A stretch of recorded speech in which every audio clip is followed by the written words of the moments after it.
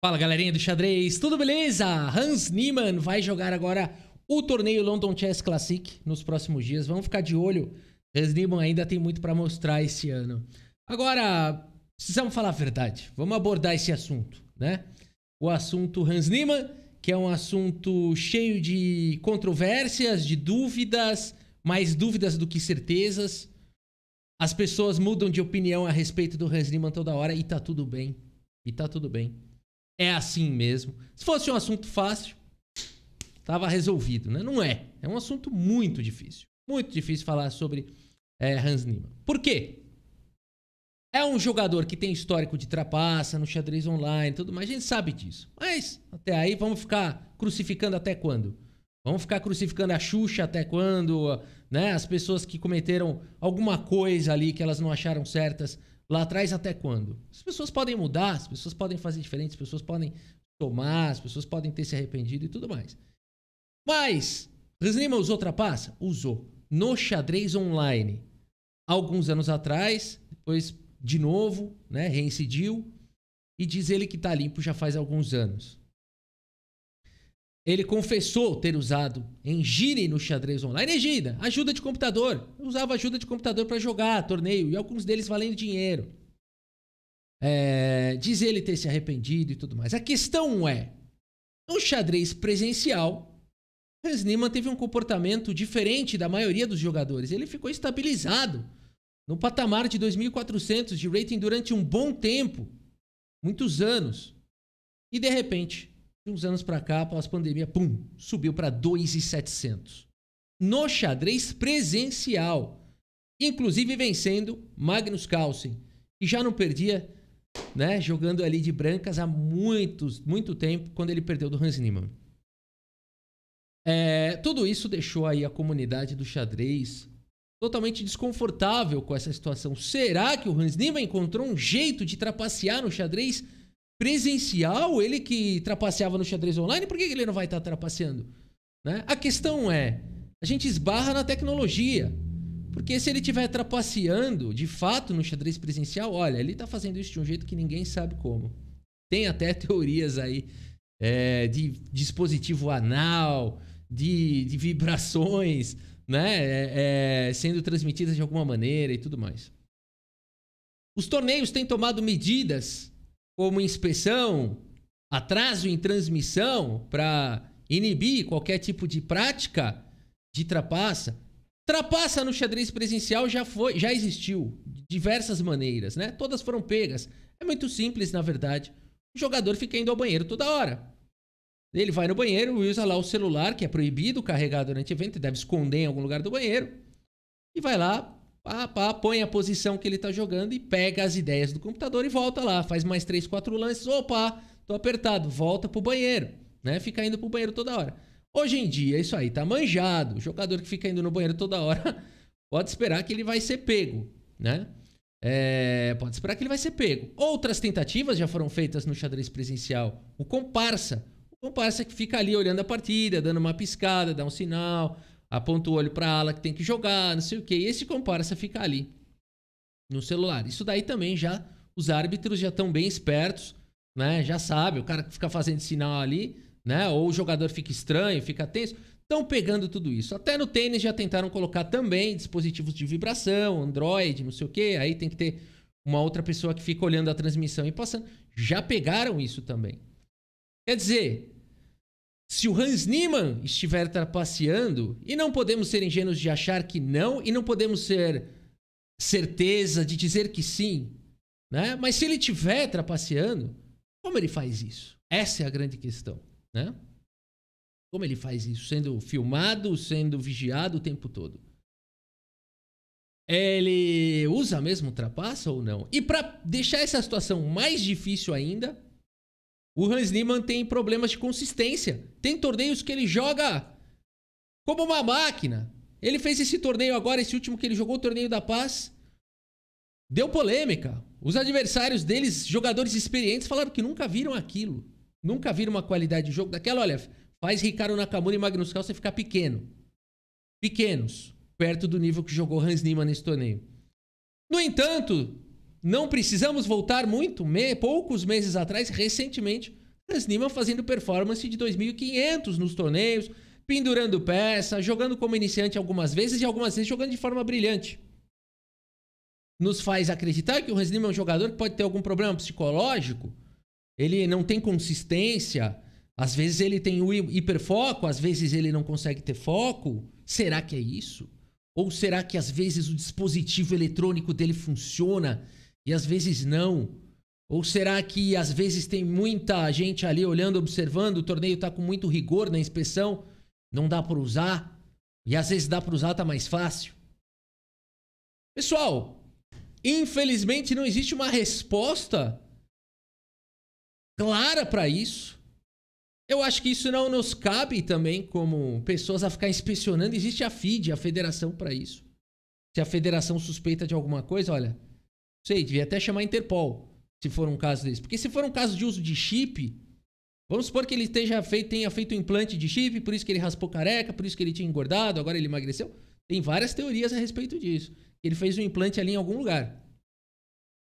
Se ele está sendo uma experiência humana para uso de chip, olha, tem que até envolver a Interpol, né? A Polícia Internacional, num caso desse, porque isso aí não pode, né? Então, mas quem somos nós para ficar julgando? De repente o cara é genial. De repente estamos todo mundo sendo injusto. As pessoas que estão acusando estão sendo injustas. Porque nada foi comprovado ainda a respeito de Hans Niemann. Agora, qual que é o posicionamento meu nessa história toda? Eu não ponho a mão no fogo, de jeito nenhum ponho a mão no fogo por Hans Niemann. Não afirmo de maneira alguma que ele não trapaceia. Ao mesmo tempo, eu não o acuso. Apenas observo. E as partidas? Vou me maravilhar com as partidas dele? Vou. Esse é o meu ponto. Eu vou me maravilhar com as partidas geniais, com as jogadas geniais, até que se prove o contrário. Porque não é minha função, minha responsabilidade detectar. Até porque eu já descobri que eu não tenho capacidade para isso. Não tenho elementos para isso. Não é uma pessoa sozinha, ou mesmo um cientista de dados como eu, ou... Não é. É um caso que exige um acompanhamento multidisciplinar em equipes a longo prazo. Espero que esteja sendo feito alguma coisa, porque não para incriminar Hans Niemann, essa não é minha vontade. A minha vontade é que o xadrez amadureça de forma que esse fantasma ou não que assombra a cabeça dos jogadores seja eliminado de uma vez por todas. Que o xadrez tenha condições de afirmarmos: aqui não tem trapaça. Ou se houver trapaça, será pego, mesmo no presencial. Então, o Hans Niemann, essa história toda é importante para o xadrez? É importante. Para quê? Para que se tomem medidas, não para incriminar alguém. Ninguém quer incriminar o Hans Niemann, não sabe. Ele pode não estar fazendo nada de errado, mas é importante sim que o xadrez tenha e leve em consideração tudo isso que está acontecendo para tomar medidas para que isso não aconteça, porque de repente não é o Hans Niemann hoje, mas pode ser alguém amanhã, fascinado por essas ideias, vai lá, né, patrocinado por algum milionário e faz alguma coisa ali ilegal, uma coisa pode ser até perigosa, né, um implante, alguma coisa pode ser até perigoso para a pessoa ou para a sociedade, né? Então, meus amigos, que polêmica, né? Então não se sinta mal se a sua opinião muda a respeito do Hans Niemann toda semana, ou todo dia, ou todo mês. Tá bom? É natural. Porque é uma questão não fácil. Não fácil. Minha sugestão é essa. Aprecie. Aprecie. Não bote a mão no fogo, mas aprecie e deixa que as entidades responsáveis vão cuidar disso. Ah, mas e se as entidades responsáveis não cuidar disso? Aí não sei o que tem que fazer, né? Não somos nós que temos que fazer alguma coisa. A gente pode cobrar das entidades, né? Que seja feita alguma coisa, mas por enquanto apreciar, né? Porque senão você vai viver no estado de alerta, vai viver achando que tá trapaceando, vai viver ali, né, acusando, vivendo. Não, né? Vamos apreciar. Puxa, descobriram, porque qual que é o prejuízo que você vai ter se você apreciar? Ah, eu fui otário, porque eu acreditei nele. Não, você não foi otário. Ah, então você prefere ser malicioso para não correr o risco de ser otário? Então você vai viver acusando todo mundo para não correr o risco de ser enganado? Veja, Acreditar que o Hans Niemann está jogando limpo não está te trazendo prejuízo. Você não está perdendo dinheiro, você não está apostando seus bens, né? Ou tá, se tiver, você está errado, né? Então, acreditar no Hans Niemann não é uma coisa que pode te trazer prejuízo. Vou acreditar nesse sócio que quer entrar na minha empresa, eu nem conheço ele. Se ele me trouxer prejuízo... não, aí é diferente, né? Você não vai, aí é outra coisa. O que você está apostando? Você está apostando teu dinheiro, teu patrimônio, teu negócio? Aí é diferente. Aí você não vai, né? Sair... vamos ver. Aí você tem que, de fato, investigar, buscar a documentação desse sócio, buscar o histórico, né? Afinal de contas, é uma sociedade. No caso aqui, pessoal, não é uma sociedade. Você não está pondo patrimônio em risco. Você está pondo o quê? Tua opinião em risco. Então, é melhor ser trouxa, entre aspas, nesse caso, que você não está perdendo nada. É melhor ser ingênuo. Trouxa não, ingênuo, né? É melhor você cair pela boa fé, porque você não vai cair, você não vai perder nada, né? Então, é melhor você viver em paz do que você viver desconfiado do Hans Niemann. Você não tá perdendo dinheiro, esse é o ponto. Você não tá apostando nada. Mas no futuro vão falar, tá vendo? Você acreditava no Hans Niemann, ele era bandido, né? Você se enganou, você fala, mas eu vivi tão bem nessa época e você viveu neurótico, viveu preocupado, né? Desconfiado de tudo e de todos, inclusive todas as outras essas pessoas que você desconfia, de cada 100 que você desconfia, você vai acertar uma e vai se achar o bonzão. 99 você estava desconfiando à toa, são pessoas legais, né? Então, pessoal, é sempre isso, saber o que você está arriscando, né? Aqui a gente não está arriscando nada em gostar do Hans Niemann, né? Em aceitar que ele está jogando. Então, essa é a minha reflexão. Trago para vocês, além da minha reflexão, tudo que está rolando, uma matéria aqui sobre o que está rolando aqui sobre o Hans Niemann no mundo, porque sim, ele está sendo falado e comentado no mundo todo, de novo, né? Depois dessa performance de quase 3.000 de rating no último torneio que ele jogou. Trago fatos aqui, trago essa análise aqui desse lance que para mim é um lance extraterrestre, o lance Torre G2. Vou mostrar para vocês e não me levem nem que eu estou querendo mostrar que ele é cheater, nem que eu estou querendo não dizer que ele não é cheater. Apenas eu quero mostrar a profundidade do lance Torre G2 que foi jogado pelo Hans Niemann nessa posição. E depois eu vou mostrar o que está sendo falado no mundo. Por que esse lance é tão profundo? Torre G2. À primeira vista, parece um lance natural. Você está protegendo o peão de F2. Você ainda não acredita que o ataque torre por G6 seja um ataque fatal. Você está defendendo aqui o peão. No entanto, por que jogar esse lance se bispo H3 pode ser jogado? Aqui é que começa a explicação. Torre G2 foi jogado pelo Hans Niemann. E o adversário nessa posição tenta trazer mais um defensor aqui, já prevendo um possível sacrifício no futuro. O Korobov, grande jogador Korobov, traz mais um defensor.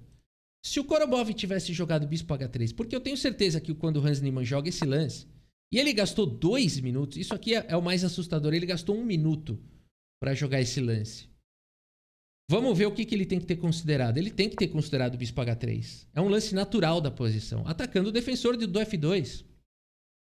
Nessa posição, o Hans Niemann teria a torre por G6. Cheque com forte vantagem aqui para as brancas. Rafa, a questão que fica é: por que torre G2, bispo H3, torre por G6 dá vantagem e torre por G6 não dá vantagem? Aí que tá. Essa é a genialidade. Torre por G6 não funciona nessa posição. Peão toma, torre G1 traz o ataque, dama D4 tenta trazer mais uma defesa. Dama por G6, rei sai para casa de F8. Dama por D6, cheque, torre, cobre. E o ataque vai evaporando. Dama G3, ameaçando o mate, torre B7. Você consegue tirar a torre protegida pelo bispo. E já não é mais mate. Porque dama G8 vem com cheque. Dama H7 vem com cheque. E a torre encontrou refúgio em B7. Quando se joga o lance torre G2, se joga bispo H3, agora sim eu posso tomar em G6. Por quê? Vou fazer a mesma sequência. Dama D4, trazendo um defensor. Aqui você poderia jogar simplesmente com dama por G6 cheque, rei F8, dama por G6 cheque, torre cobre. Mas aqui as brancas têm dama G3, ameaçando o mate. E já não há uma maneira fácil de defender. Porque se torre B7 ou qualquer outra coisa, a torre vai cair. Ela não está mais protegida pelo bispo de C8. porque o bispo veio para H3. Então agora a melhor defesa seria um lance do tipo torre F7.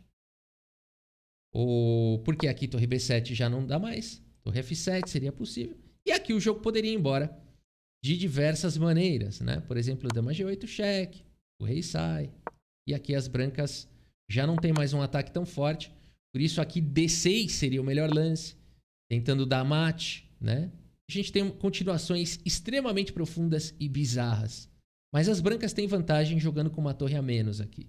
Com uma torre a menos nessa posição. Dada a complexidade, né? E aqui para defender o mate teria que jogar um bispo G7. Aqui fica com uma qualidade a menos, mas com um peão avançado. Esse peão não pode ser capturado. Cavalo por G7, torre por G7, tem dama em H8. E por aí vai, né? Com sequência de mate aqui, com sequência vencedora. Então, assim, torre G2 tem que ter considerado bispo H3. Porque torre por G6 direto não funciona, mas depois de bispo H3 funcionaria, né? E aqui, então, a melhor situação aqui não seria nem jogar, então, com dama D4. Seria jogar com bispo G7. E aí, será que as brancas continuam tendo vantagem aqui? Porque as brancas estão com uma torre a menos de novo. E tá na vez das negras jogarem. As negras tentariam jogar um torre de E em E7. Perdão, torre de E em E7, trazendo mais uma defesa. E o Niemann poderia seguir com cavalo em F6 com cheque. E dama H7. Porque o bispo não pode tomar o cavalo por causa de mate. E esse lance está ameaçando mate em G8. E aqui, então, a única defesa seria a torre F7, dando a casa de E7 para o rei, porque estaria vindo dama G8, cheque, o rei vem para a casa de E7. E aí, torre por bispo recupera algum material. No entanto, o Hans Niemann continuaria com uma torre a menos aqui, nessa continuação. Mas ele teria a torre G6, cheque. E depois de rei E7, E5. Vocês perceberam a calculeira envolvida? O Niemann está com uma torre a menos ainda, mas ele tem vantagem. Não é fácil de defender essa posição. A grande ameaça é tomar aqui em D6. Por isso aqui bispo F5 seria uma possibilidade. E aqui E por D6 seria jogado. E agora o rei não consegue mais defender a torre. Portanto, a melhor jogada seria a dama por peão. Entregar a dama para ficar com dama por duas torres. E as brancas têm alguma vantagem nessa posição. Alguns peões a mais. Dama por duas torres não costuma ter vantagem para quem tem as duas torres. Mas nessa posição, com rei exposto e peões a mais, as brancas têm leve vantagem. 1.6 segundo computadores. Portanto, meus amigos, vocês perceberam agora a grandeza do lance torre G2, né? Para mim, foi o lance mais profundo do torneio e talvez do que eu tenha visto recentemente nos últimos anos, né? Torre G2 é um lance de difícil compreensão. O que está sendo falado aqui sobre o Hans Niemann no mundo todo, né? Vamos dar uma olhada aqui. Primeiro aqui, quando a gente coloca no X, aqui sobre o nome Hans Niemann, temos Camila Gomes. Se o futuro do xadrez dos Estados Unidos é o Hans Niemann, nós fizemos alguma coisa de errado em algum lugar. Poderá a Holanda levá-lo, alguma coisa? Enfim, aqui uma alfinetada. Essa aqui chama bastante atenção, do Yosha Iglesias. Se eu não estou enganado, Hans Niemann acabou de fazer a melhor performance do ano, com 2.946 de performance. Um mês atrás, nós tivemos uma performance de 2.555 no Júnior Mundial. E ele também teve uma performance de 2.545 em Baku, em maio.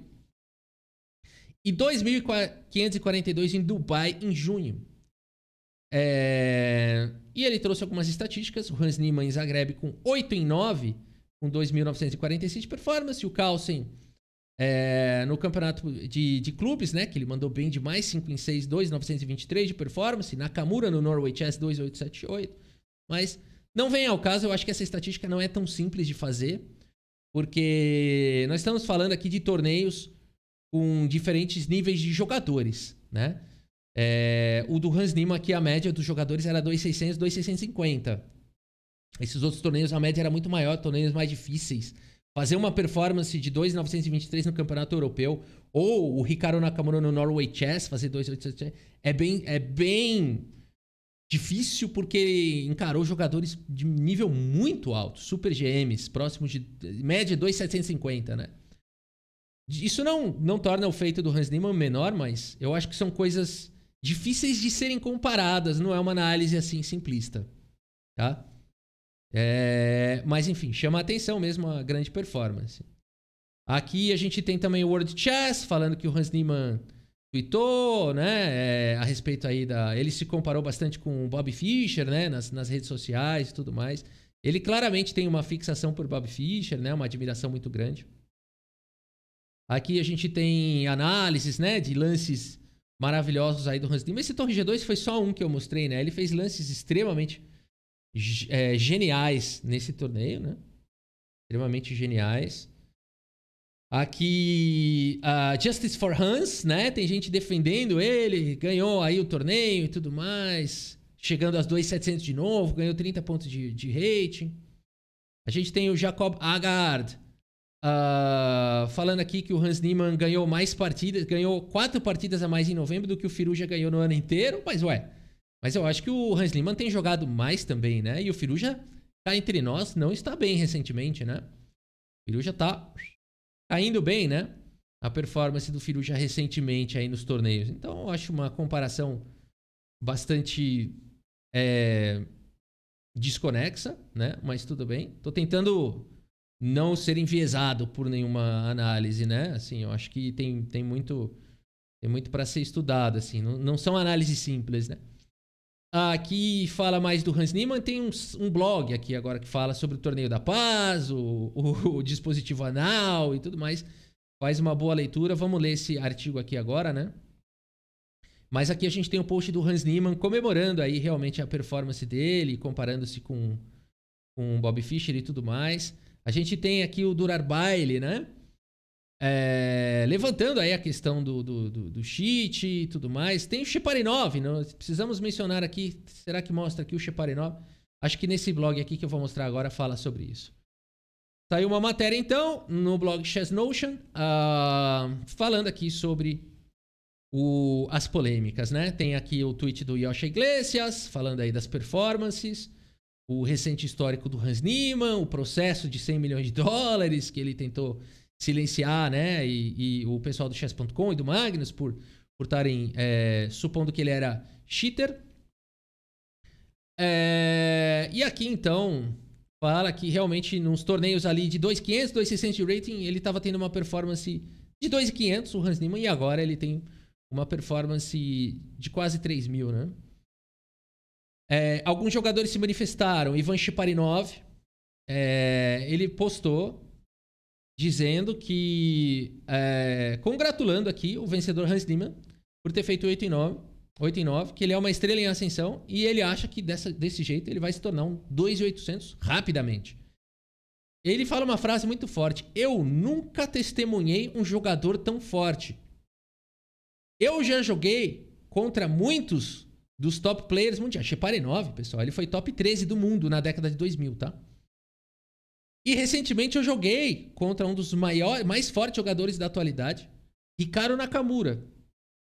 E ele não é nem perto do nível de Hans Niemann. Eu realmente penso que se ele trabalhar, he works so hard. I really think he works so hard. Eu realmente acho, ele se dedica muito. E eu sou muito fã dele de agora em diante. Sinceridade, ironia, cabe a cada um tirar a sua própria opinião. Ele diz uma frase de impacto aqui, que ele acha que o Niemann não... o Hikaru Nakamura não chega aos pés do nível do Niemann. Uma frase forte, vinda de um top 13 mundial, com tamanha história no xadrez Sheparinov. Contra o Sokolov também ele mostrou uma dominação contra o Sokolov, né? São jogadores que perderam do Niemann aqui. E o Sokolov também acabou comentando, né, no Facebook, se eu não me engano, que o torneio não tinha inspeção, né? Esse torneio não tinha inspeção. Depois da partida contra o Sokolov, acho que eles colocaram delay, aumentaram o delay na transmissão, né? E aqui ele fez uma partida impressionante na última rodada contra o Korobov, né? Uma partida surreal contra o Korobov. com sacrifícios e tudo mais, né? Uma partida que foi esse Torre G2 que eu mostrei, né?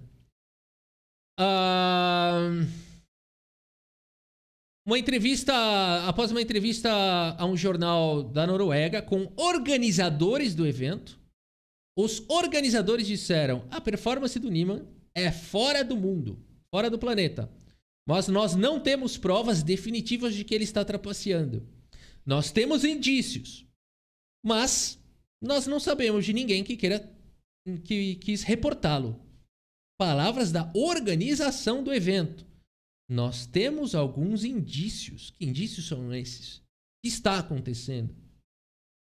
Mostrem esses indícios. Botem aí, joga no teto. Bota para feed. O que está acontecendo?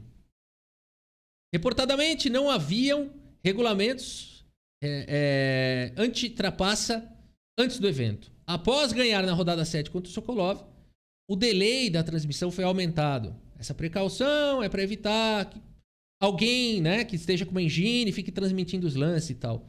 Gente, sinceramente, se o Hans Niemann usa trapaça, definitivamente não são essas coisas arcaicas, né? Não é arcaico com transmissão de outra pessoa. Se ele usa realmente uma trapaça no presencial, estamos diante de uma tecnologia desconhecida, ok? Porque já foi provado que esse negócio de delay e tal não interfere em nada pra ele. Nada.